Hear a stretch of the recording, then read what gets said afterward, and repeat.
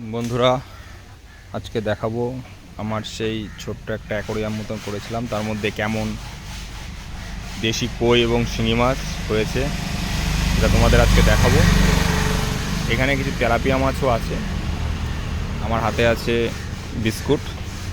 এই বিস্কুটগুলো গুঁড়ো করে দিলেই দেখবে কেমন কই এবং শিঙি মাছ সব এসে ভর্তি হয়ে যাবে খাওয়ার জন্য। তোমরা দেখো, এই যে খেতে শুরু করেছে অলরেডি। এই দেখো শিঙি মাছের বাচ্চা কেমন, দেখো প্রচুর পরিমাণে শিঙি মাছ আছে, সব দেশি শিঙি। দেখো ওরা খেতে চলে এসেছে।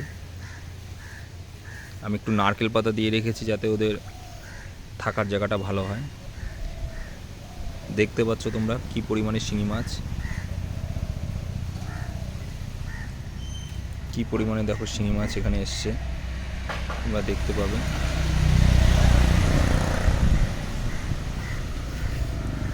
এরা খুব ভাসা খাবার খেতে পছন্দ করে। বড় শিঙি মাছও আছে।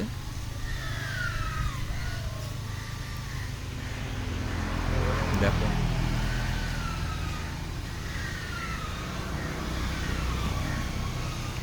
এই শিঙি মাছগুলো আমি আরও ছোটো সাইজের ছেড়েছিলাম, ঠিক এরকম সাইজের শিঙি মাছ আমি ছেড়েছিলাম। এখন এগুলো এত বড় বড় হয়ে গেছে।